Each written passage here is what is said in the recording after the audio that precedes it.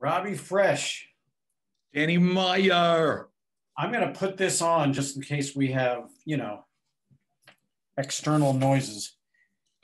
Sure. Whatever makes you happy is good for me.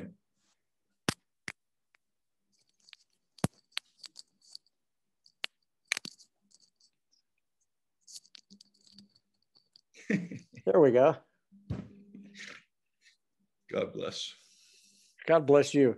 Hey, you look good there, and I like the color. Are you in Florida right now, or are you just colored that way? This is actually, I'm in Florida, and this is the kitchen that I have been in and operating from for the winter, basically. In other words, it's temporary. It serves my purpose, but you should know that it didn't come with an oven. And so I brought my air fryer with me and my toaster oven.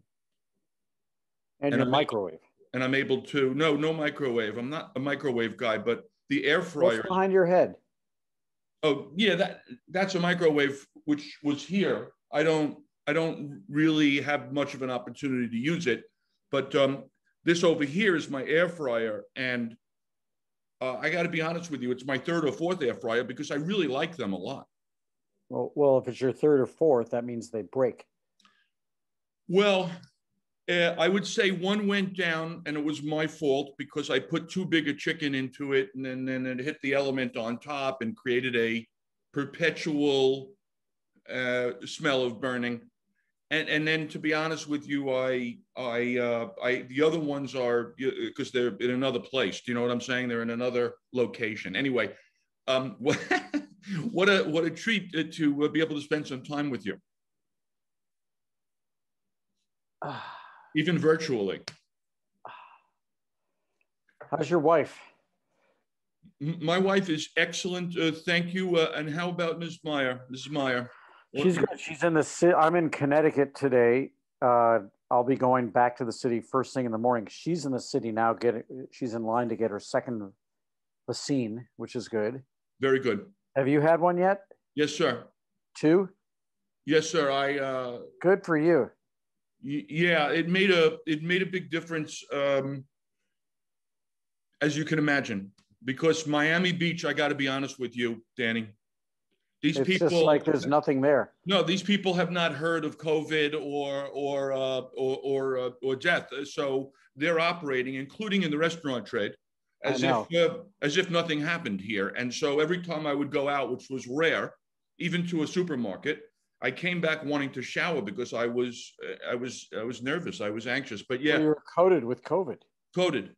It was all over you. Well, that's the point I'm trying to make. And but yeah, long story short, I'm currently safe. You're alive. I see you. You're about as alive as I've ever seen you. Thank you. It's really good to be alive. Now, first of all, let me say on an official note, not that, by the way, there's anything official about having a conversation with you, but we're on the my podcast. It's the All You Can Eat podcast, which is predominantly about deliciousness, but it's also an opportunity in this case to talk about other things that are going on in the world, and it's particularly significant to do that with you because I value highly, as do many people, your opinion. Everyone except my family. Oh, this is the way it works. I saw Eddie Murphy interviewed this morning on CBS, and Gayle King said to him, does your family think you're funny? And I expected him to say no, because your family is always the last one to think you are what you are. He actually said they do, because he said I'm kind of a naturally funny guy. So yeah, they do actually find me entertaining. All right. Well, listen, I'm ready anytime you are, sir. Oh yeah. Well, okay. Let it roll. We're already in. I just wanted to say. Are you kidding me? We're already in. I wouldn't have talked like I talked. I would have been like all official and everything. I know, but here's the thing you need to know. I'm not really official when it comes to being a journalist. I'm more of a conversationalist, and so you don't have to worry about being official. What I thought, though, that we would do here is kind of break the conversation into three parts. The first part, and I'm guessing you're a guy that doesn't spend a lot of time looking back. You're a forward-looking person, but I still want to take the first part of our conversation and talk about what it is that we've learned from this thing, because this has been unbelievable. Then in the second part, Danny, we can talk a little bit about what to the extent that we can predict it at all, what the future holds. And then in the third part, I have a completely random set of questions that deal more with themes of deliciousness, because that, of course, is the thing that you and I would most want to talk about. Mm-hmm. Chicken thighs and the like. Oh my God, chicken thighs! Yeah. So on the first part, under the heading of never waste a crisis, without getting into how catastrophic and historic and once in 100 years this thing has been, what's going to be our takeaway from this? What have we learned? And feel free, by the way, to answer that question both on from a professional perspective, as well as from as on a personal one. Well, I think that professional and personal are really one and the same here, because leading through this has been a very personal experience. You know, the first thing is, in case you had not felt mortal, in case mortality was an intellectual fact, but never something that you had brought into your actual consciousness, this did that. Because first of all, we knew people who died. We read about people who died. Every single thing we did was for fear of dying or killing somebody, because we were not being safe to other people. I mean, during all those months of quarantine, using Lysol wipes on every package and envelope being delivered. Why? Fear of mortality and or spreading it. So that was thing number one, is you realize you're mortal and living matters. The next thing is, I think as a leader responsible for so many livelihoods, if ever I wondered about humility and empathy, this brought it home that I didn't have answers. Any sense that I had that I knew anything was kind of thrown to the wind. I didn't know what tomorrow was going to bring. And so every day was an opportunity humbly to say, given what I think I understand about today, what is the right thing to do for tomorrow? And then add empathy to that, which is, given how it must feel to be walking in someone else's shoes throughout this whole thing, who doesn't get to choose whether or not our restaurants are open, whether or not we have a job for them tomorrow, whether or not we're going to find some way to create revenue out of what was a zero revenues existence for many, many weeks. How would I feel if I were that person? So I would say those are the three things: mortality, humility, and empathy. And the interesting thing is those are all very human feelings.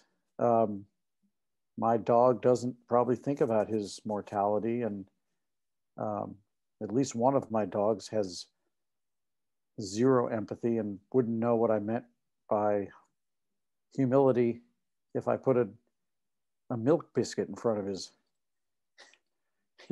nose. Yeah. A milk bone, rather. Yeah. Because you mentioned that we knew people who died, I want to recall it really hit quite brutally at the very beginning for me when Floyd Cardoz died, and I mentioned that specifically to you because it turns out that you were the one who introduced me to Floyd. We were in Aspen at the Food and Wine Festival, and subsequent to that, I ended up having enough of a relationship with him that he we cooked together in the kitchen over at the Daily Meal. He wrote nice things about my book. Lovely guy, but that's really the first time that, because that was very early. I mean, he was like, "Wait," I said, "You kidding me? How's somebody?" I mean, that really was shocking to me. What do you want? What can you say about Floyd? Because he was special. Yeah, Floyd was really special. I last saw Floyd in February of 2020 because he was the consulting chef of the restaurant that we were working with in residence at we have a restaurant called Intersect in collaboration with Lexus. Right. And it's a really cool place. We were really just hitting our stride. We have a different restaurant in residence every handful of months. And they've been from all over the place. I don't think ever New York City, but we've had restaurants from France. We had Frenchie. We had a restaurant from South America. We had a restaurant. Oh, I'm trying to think of the name real quickly. It was called Meshuggah. And it was all about the food of the Jewish diaspora, as seen through the eyes of someone from Argentina. But anyway, Floyd's restaurant, the restaurant he was consulting with, called O Pedro, which is in Bombay. Right. And I got to be with that team from India along with Floyd, because that was our restaurant in residence, and it was fantastic. And very soon after being with Floyd, he flew back to India, and that was the last time I would see him. Yeah.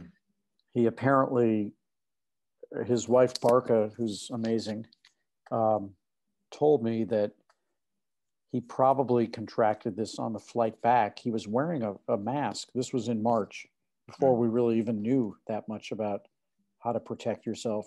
Right. But I never got to speak with him. We had a couple texts when he was in the hospital, but he couldn't speak. Yeah. And it was just the worst day, and the worst handful of days after that. We couldn't stop crying. We had an amazing memorial service on Zoom, which would be the first of a handful that I would have had over the past year. Yeah. He was beloved. Floyd, I got to know Floyd so well, both from Tabla, which was a 13-year run before it closed. Yep. And then he and I opened North End Grill together. Right. Which was probably a mistake in retrospect. I think that we were both so much in mourning over the end of Tabla that we said, let's find something we can do. North End Grill was probably not the right role for Floyd.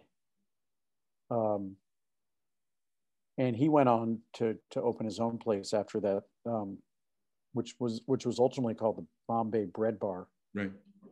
And it was kind of like the downstairs version of Tabla. Right.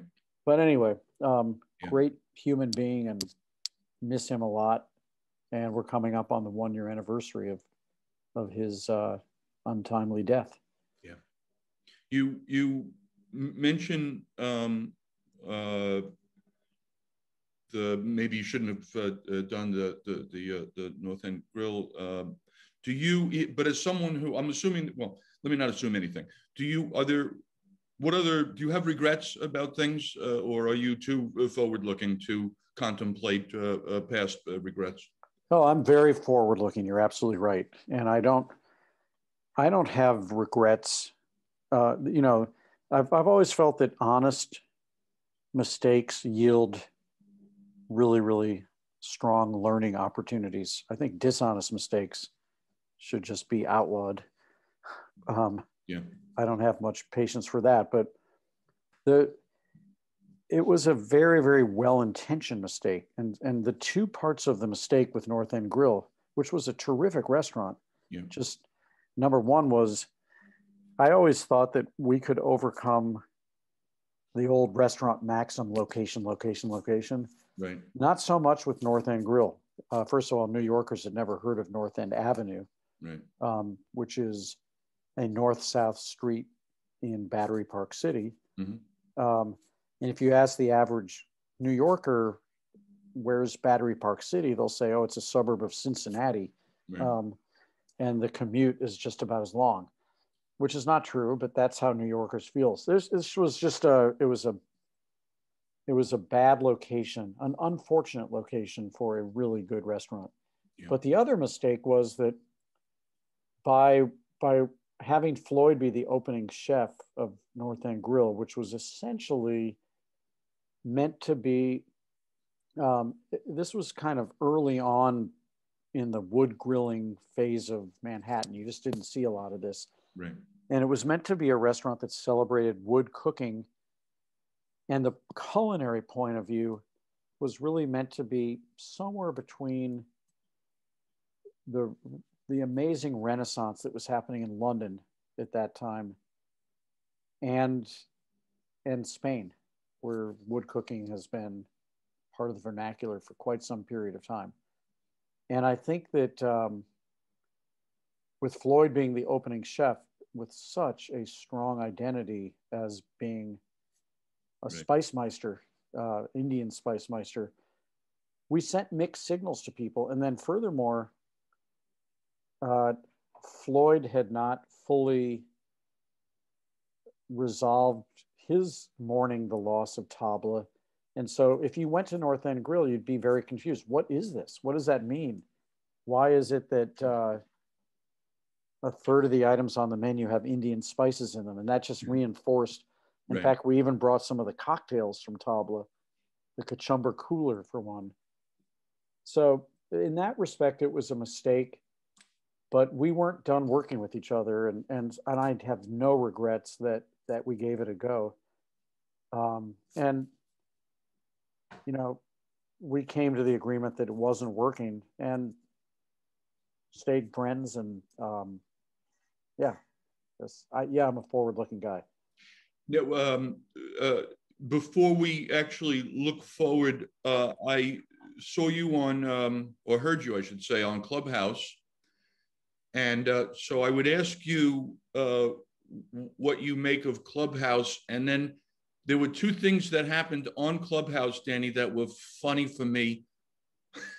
One is that I mentioned that I was down here in Florida and made a point of going to Joe's Stone Crab, and you correctly identified everything that I ordered at Joe's Stone Crab. So, I mean, that was funny for me. But the other thing was I don't remember having ever heard the Obama showing up at Maialino story. So there are three things for you to riff on, Danny. One is Clubhouse, what you think of that. The second is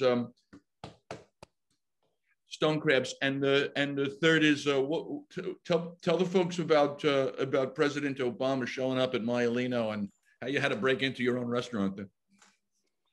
Well, I'll start with Clubhouse. I think it's a really cool platform, and I was trying to describe it to a friend, and I'm sure I'm wrong about this, but I said it's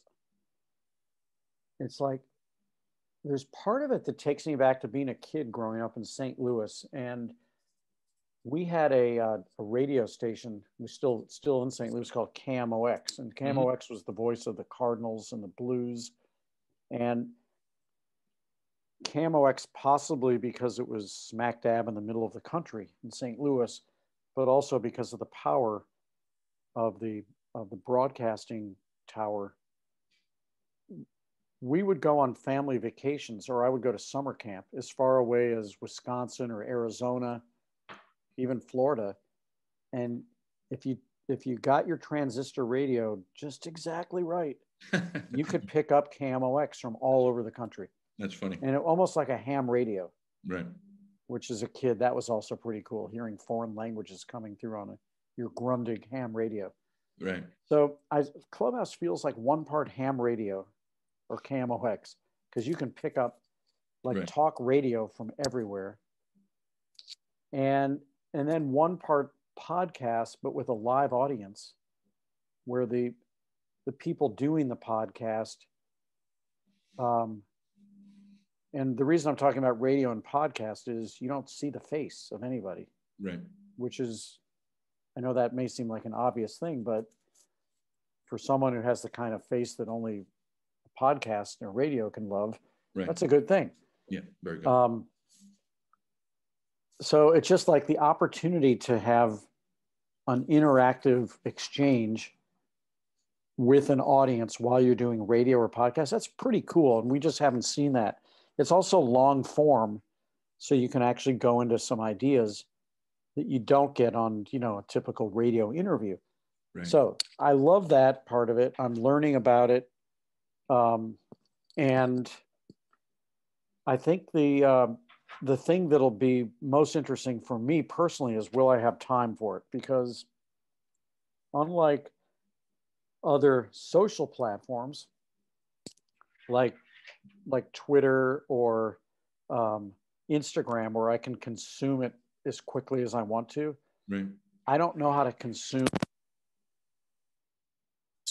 in an incredibly quick form kind of way. So I'm going to be watching that very, very carefully. I'm just letting the dog out right here.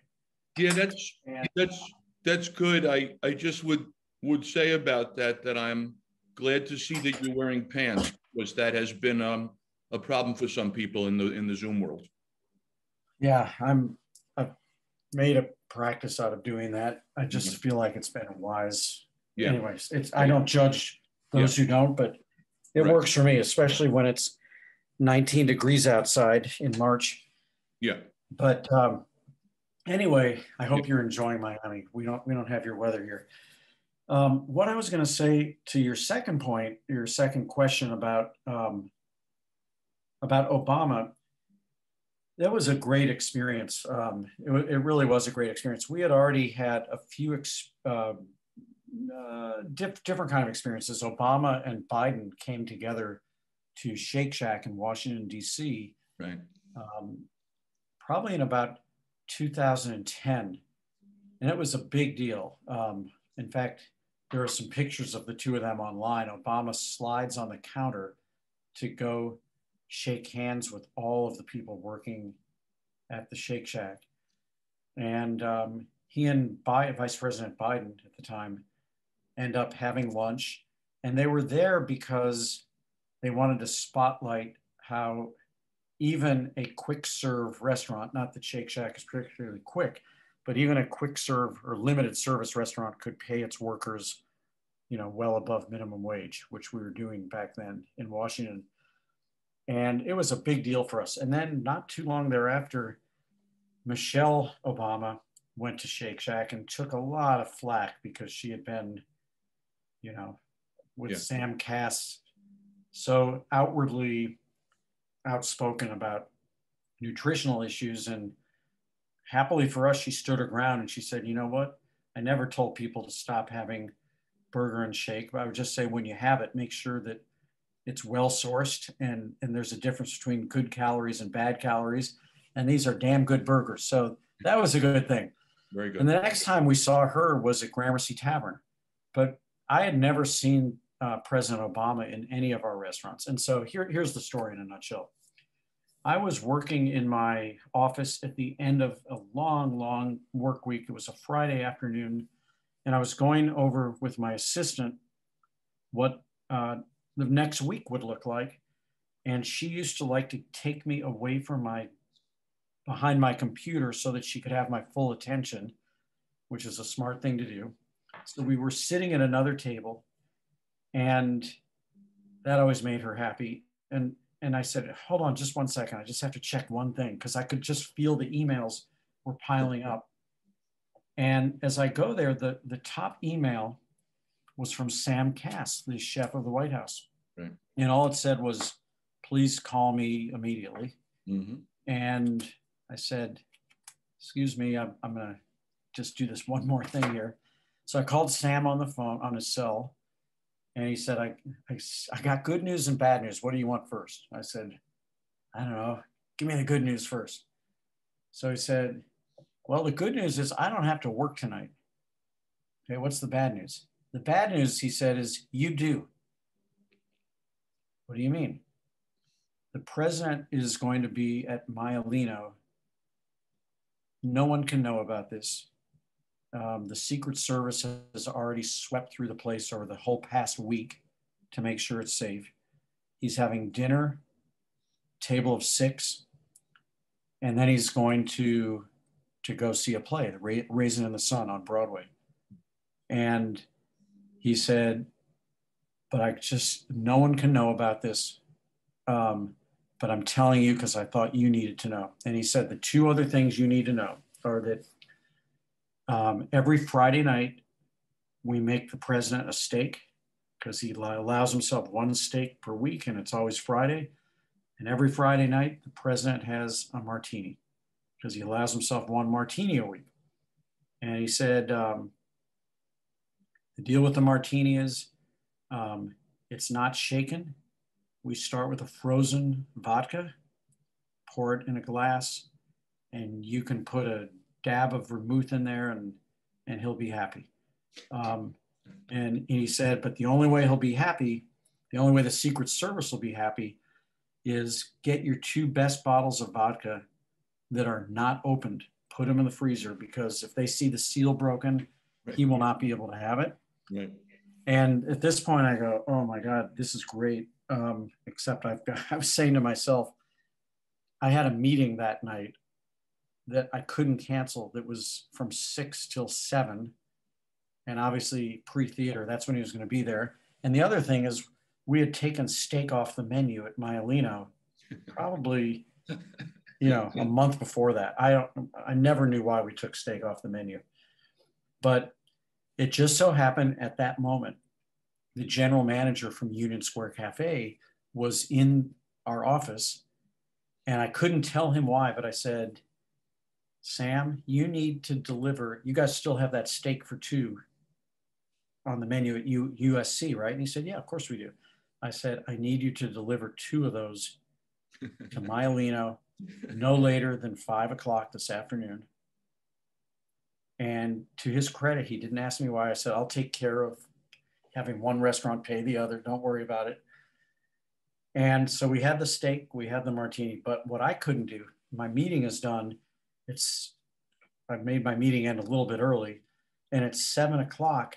I couldn't even get through Gramercy Park to cross the park from Gramercy Park South to Gramercy Park North to get to my restaurant. Yeah. There were police barricading Gramercy Park West, Gramercy Park East. And I said, I got to get there. It's my restaurant. Well, you can't. And how do we know it's your restaurant? So I'm like looking in my wallet to try to find if I had anything that said Maialino or Union Square Hospitality Group. And of course I didn't. And finally a neighbor says to the policeman, he really is Danny Meyer. That really is his restaurant. Let him. So unbelievably, that was enough. I couldn't do it, but the neighbor did. They let me through the park. And now I get to the restaurant. And of course, there are metal detectors set up at the front. But at this point, I was okay because it turned out the Secret Service not only knew me, but they were expecting me. And the president and his party of 6 were at the back of the restaurant. And I just kind of stood up at the bar because of 2 things. Number one is my antenna went up that this must be exciting on one hand for our guests, but what an imposition that everyone in the restaurant had to have gone through a metal detector. And so I started like taking care of everyone in the restaurant. As a matter of fact, I just got a note from a woman who was at the bar saying, we'll just never forget how the night the president was there, you bought us an extra appetizer. Well, of course I did. I was worried that you were not having a good time because Rob, I will never forget one of the greatest, toughest lessons of my entire career. It was one of the nights that Julia Child ate at Union Square Cafe when I was a very young restaurateur, and she was in for her birthday one night. And I mean, come on, that's like being a cleric and the Pope comes to your church. And I was just fawning all over her table. And the next morning, I got a hand-delivered note with the return address, New York Times, and I'm kind of excited to open it. And I opened it up, and it had been hand-delivered to me by the managing editor of the New York Times, furious with how, while Julia Child was getting fawned over, his table was getting ignored. Wow. And I may want to think twice about how we treat celebrities in the restaurant. That stuck with me. Right. And for that reason, I didn't want to go near Obama's table. I just wanted to be there. Well, right. All of a sudden, the Secret Service guy comes up to me at the bar Mm-hmm. and says, the president wants to see you. And I go, me? Yeah. So they usher me back. It's now, like 7:20, and I'm getting nervous for another reason. I had told the staff, I said, whatever you do, put the check down by 7:20 because we cannot make the president late for the show. Right. Not thinking about, well, who gets the check at the president's table. And so anyway, I go up to there. They bring me over to the table. Obama stands up, puts his arm around me. The entire restaurant like comes to a complete stop, and everyone is like rubbernecking, like what's going on here? And so now I went from a position of trying to hide in the background to being sort of the center of attention. And he just said the nicest thing to me. I didn't share this on Clubhouse, but he said, I just want you to know how grateful I am to your grandfather. I would not be president if it weren't for your grandfather, Irving Harris. Wow. And what a cool thing to hear. It turned out my late grandfather, who lived till he was 94, was a student and an advocate of 0 to 3 brain science and early childhood education. Wow. And he had picked out Obama when he was in the state legislature of Illinois, mm-hmm. and schooled him on early childhood education. Wow. Stayed with him through that, stayed with him through his time as US Senator. And it was a pretty cool thing. So anyway, long story short, long story long, I should say. It's now like 7:40 and we still haven't dropped a check. And I'm away from the table. Right. And I go to the Secret Service guy. I said, we really want to bring a check to the president. And he said, well, you're welcome to do that. You should bring it to one of his guests because someone else is going to be paying for it. And I said, well, aren't you concerned about us making him late? And he looks at me like I'm crazy. And he said, do you really think they can't get the limousine? They're going to shut off all the streets. He can get there in 4 minutes. And furthermore, he needs to be the last guy in anyway, or they won't. And they're not going to start the play without him. You think they don't know he's coming?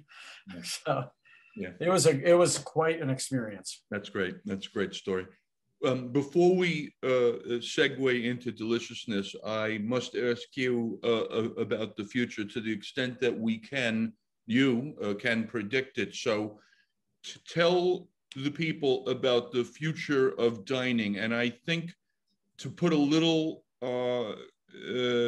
context or boundary on it, I heard you say that one of the things that's changed from this is fine dining, meaning that it's, well, you can comment on the future of what fine dining, and then also because you've been involved in kind of tipping, we can talk a little bit about the future of tipping. So what's your sense of, to the extent that it's predictable, what the near term kind of midterm future looks like as far as dining goes in this country of ours, dining out, which everybody misses desperately. Yeah, so a lot of this has to do with where. I mean, yeah. Where you are right now in Florida, it feels like COVID never happened. Right. And it's not clear to me that, if those restaurants didn't have to close, or if they were able to reopen much more quickly with many, many fewer restrictions.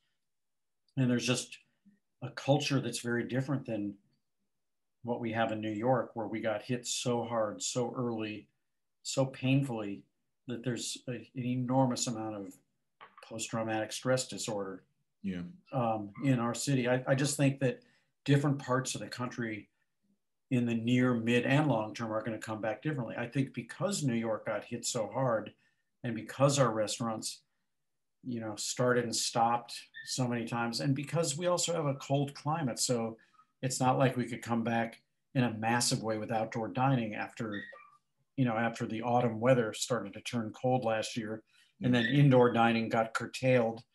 It has never exceeded 50% since COVID started. It was 0% for the longest time, and then 25, and then 0 again.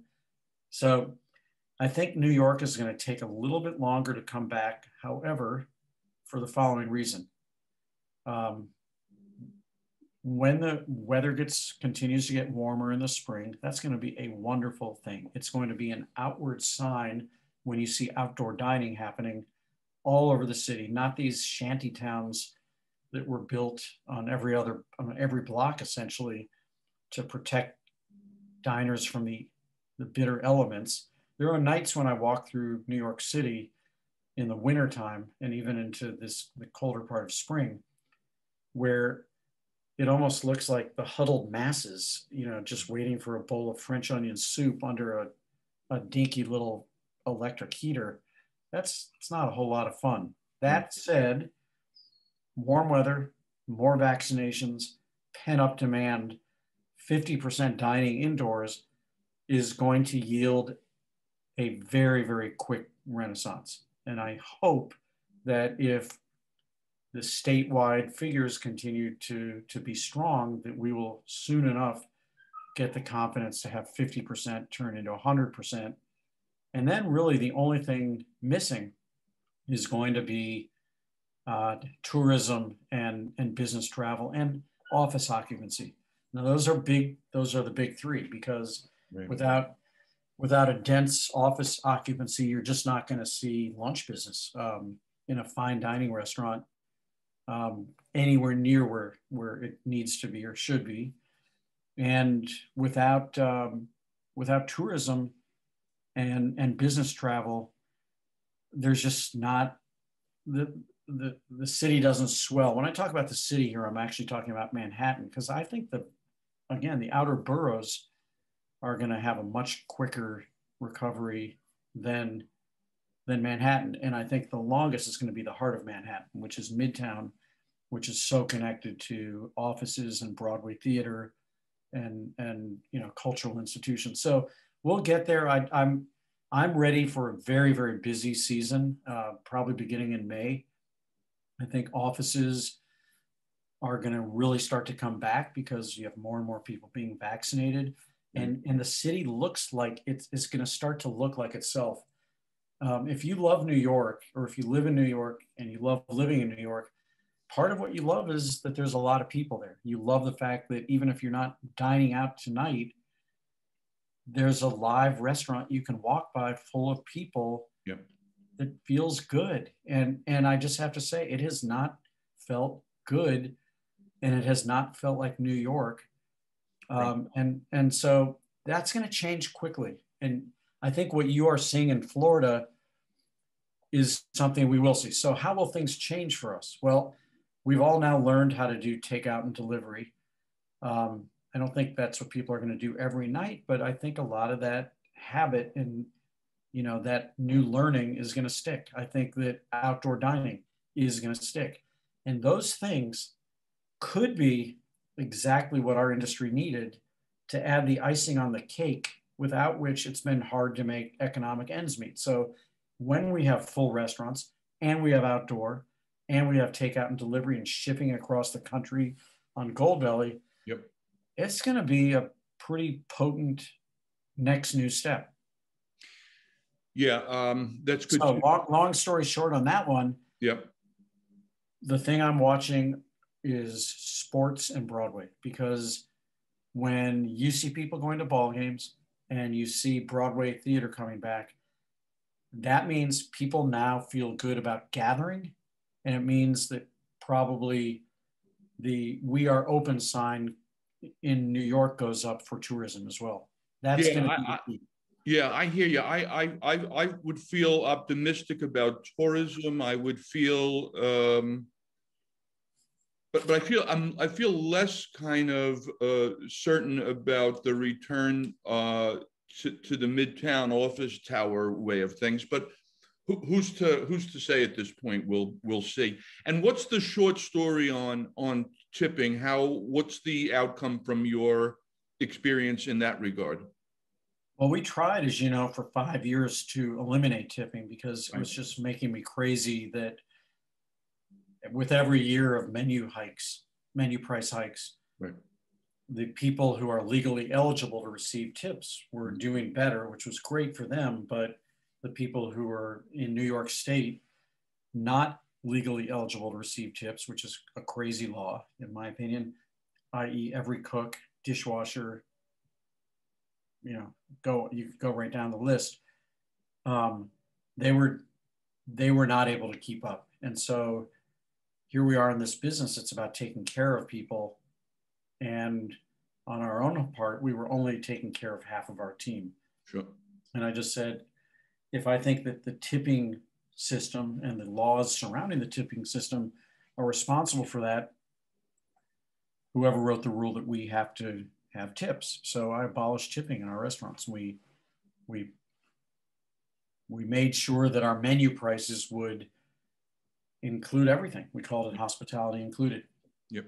And we tried it. It worked in some of our restaurants better than it worked in others. And the really hard thing was getting the math right, because if you want to do all the things you want to do for all your staff members, we didn't want our formerly tipped employees to make less money. We just wanted our cooks to make more money. Sure. We wanted everybody to get a generous family leave package. We wanted there to be a retirement plan. And if you're trying to do all those things and you're putting everything into the menu price or the wine list price or the beer list price, and you're in a city with 26,000 restaurants with a strong tipping culture where other restaurants are not doing this, all of a sudden your prices look kind of out of whack.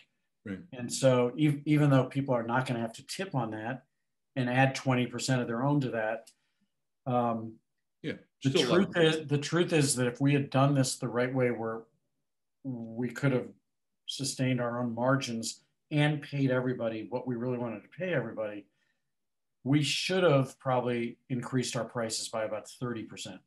And we only increased them by about 22%.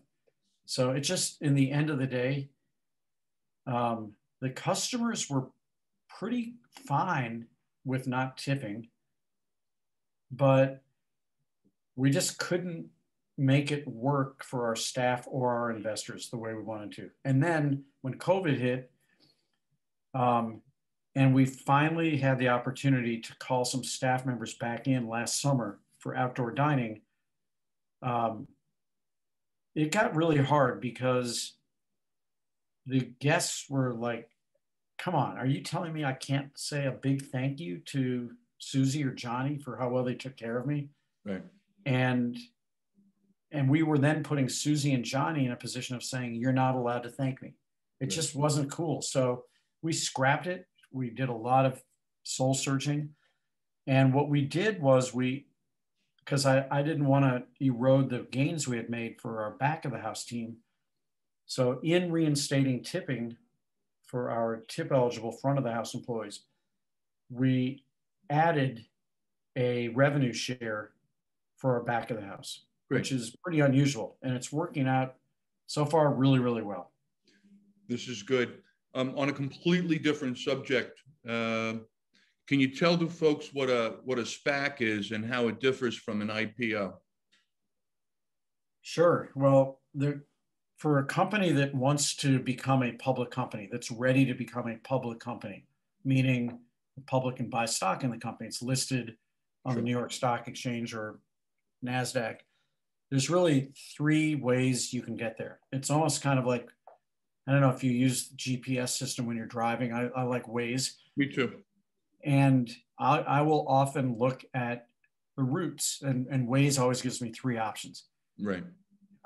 we know where you want to get, and here's 3 different ways. And one of them is always a little quicker, and one of them is always a little less expensive with tolls, and one of them might be more scenic. Right. One of them may be exactly the same amount of time, but more miles to get there. So I'm going to use more gas. Right.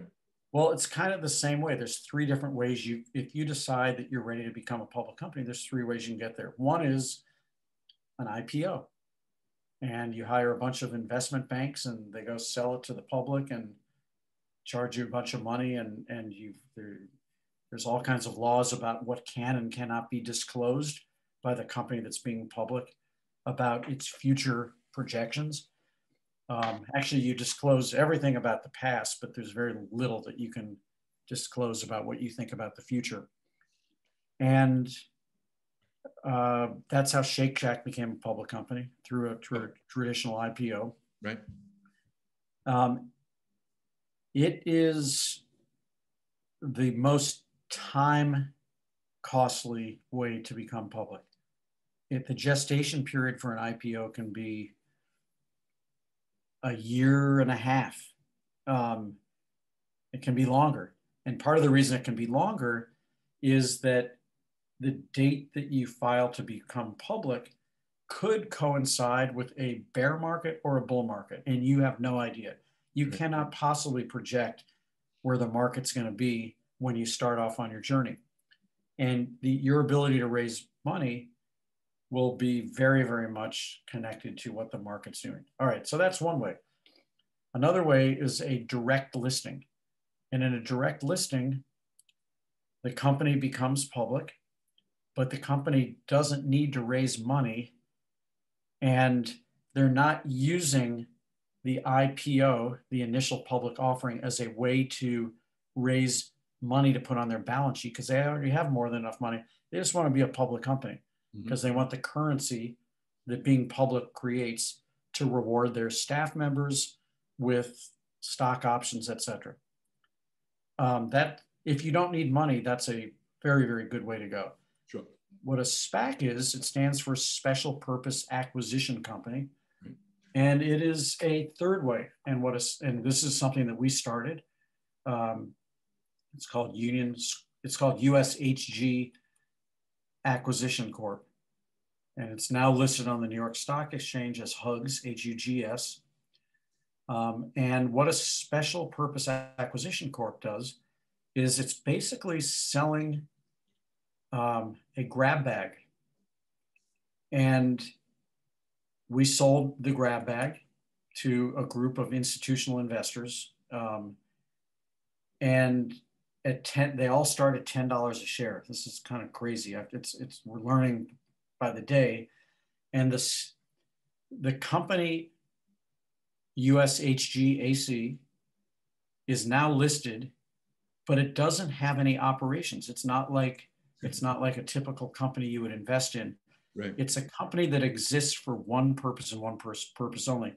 And that is to merge with an operating business that is ready to be a public company, and to take our grab bag, or the money that we raised. In our case, it's all public information. We raised $270 million. We have that's sitting in an untouchable bank account, and we have a year and a half by law, right, and no more than a year and a half, right, to identify a company to partner with. And when we do, that company will become part of our company first.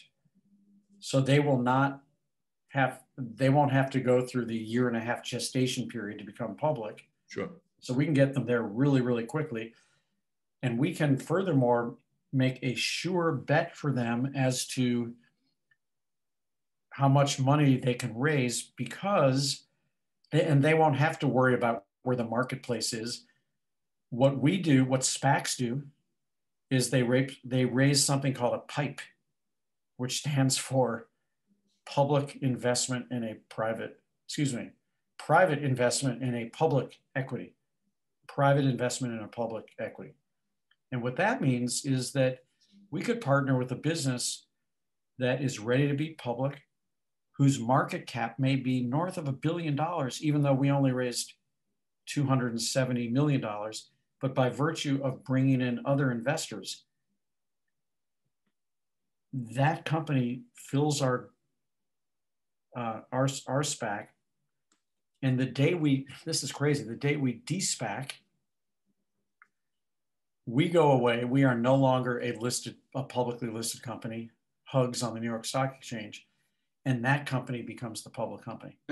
So it's a fascinating thing. And you may say, well, why are you so interested in it? Well, because I've always believed that companies that do business in a certain way tend to perform better in the stock market. And those are companies that believe the best way to create the best outcome for their shareholders is actually to make the shareholder the fifth priority, to make the input the people who work there. So companies that first take care of the people who work there so that the people who work there do extraordinary thing for their customers, right. The second stakeholder, and then that those companies care about their community and invest in their community. That's the third stakeholder, the fourth being the suppliers. And I think when you do that, you create a virtuous cycle where the shareholder ends up making more money. And I can tell you that that's how we've always operated Shake Shack, but I see this in company after company, public company, private companies that do that do better over the course of time. And so what a SPAC does, and what we did when we were raising our money, we told prospective investors what our focus was. And you see that there are some SPACs whose focus is a specific sector, like alternative energy or entertainment or sports. In our case, it's culture. We are focused across many sectors, but we will only invest in a company and partner with a company whose culture is what we call enlightened hospitality. Speaking of culture, what I want to do in our remaining time is talk about some of the deliciousness. And in this case, Danny, guys, we like to travel. I miss that kind of desperately. Now, as a variety junkie myself, I'm inclined, knowing what I know now, to go to a place that I have not been before. And yet, I can tell you we've already booked trips, if they'll let us into their country, to places that I have been before. Where are you, two things, where are you most kind of looking forward to going when you can go? And do you already have something booked? I'm getting very, very close. Easy answer for me is Italy, which is a place I've been more times than I can count.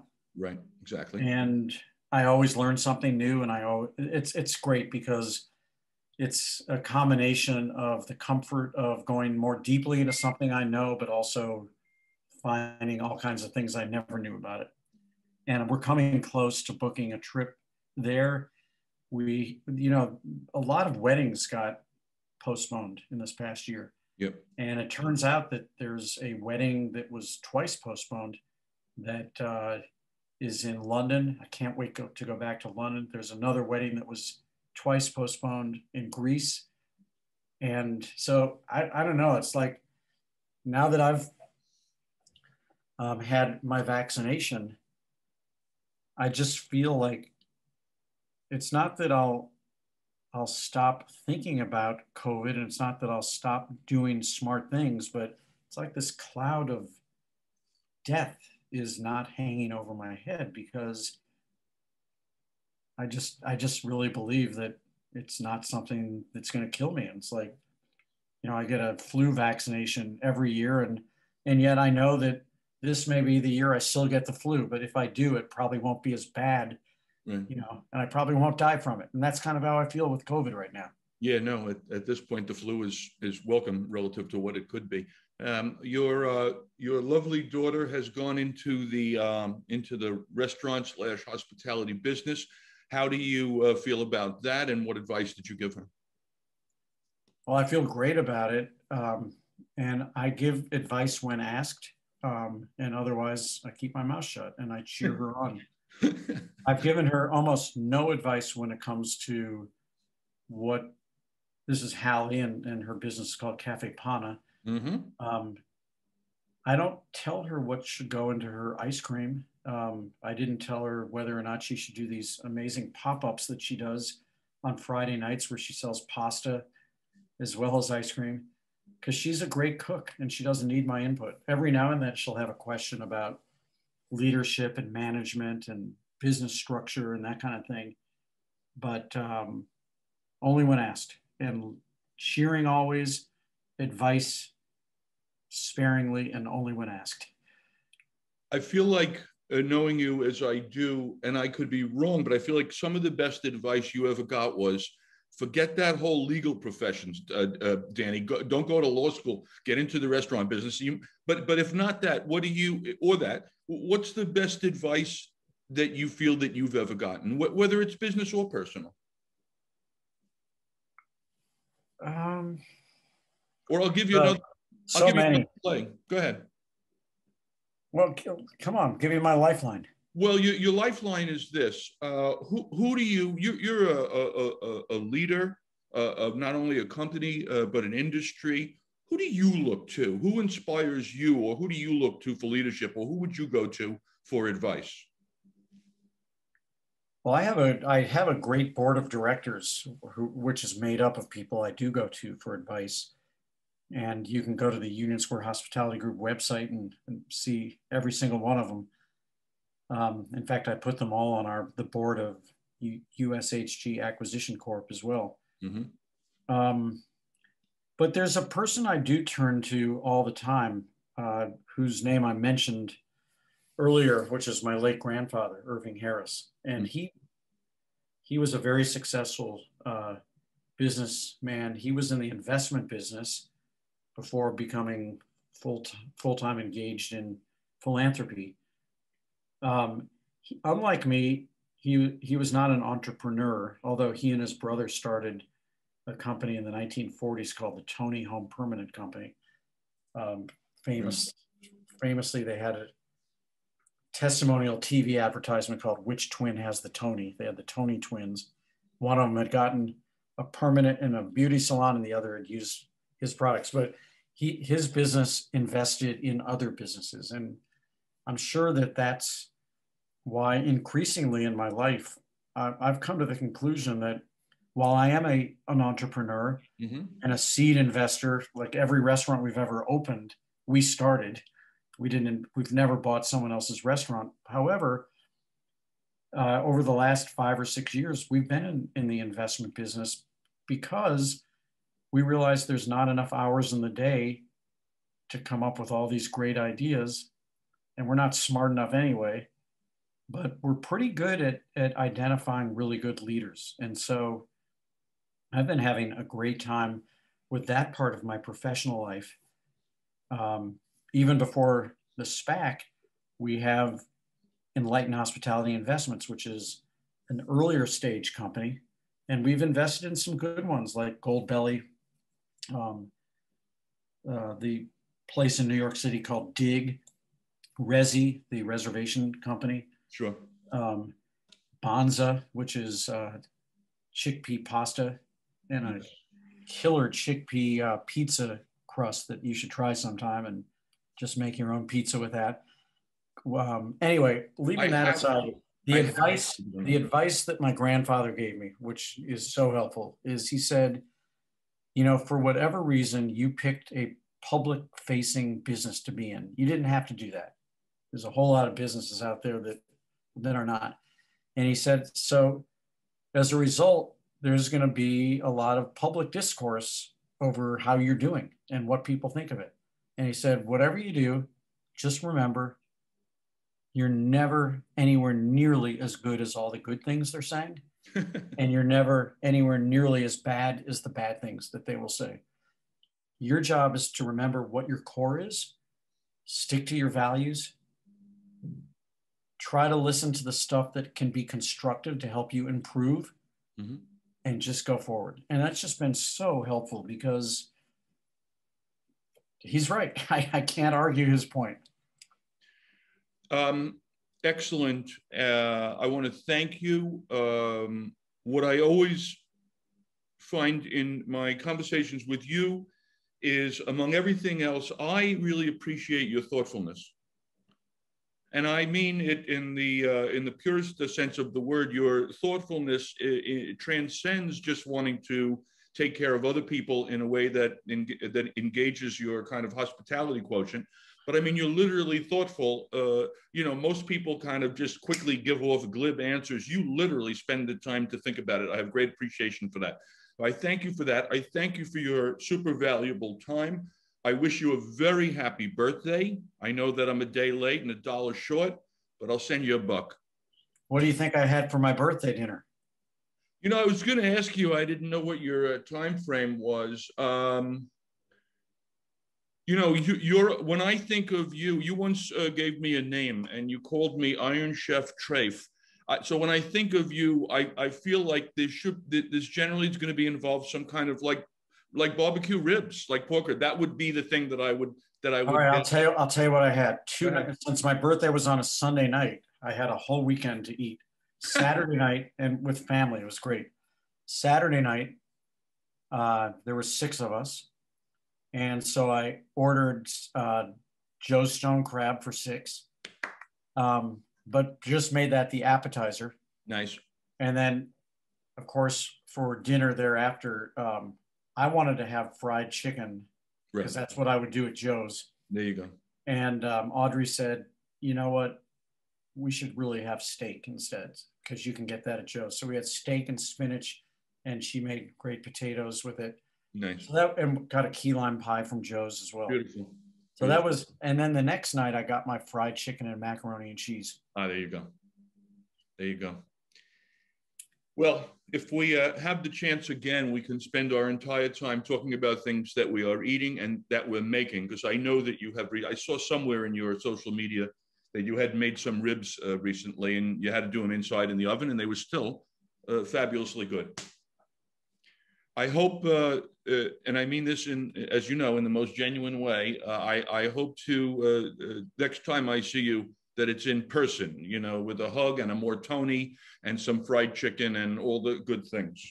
Last time, me too, Rob, and here's what I'll say. Last time I saw you was the last time I went to Broadway, and we were both at the Talking Heads, or the David Byrne show. Yeah, we got lucky. To get back to Broadway.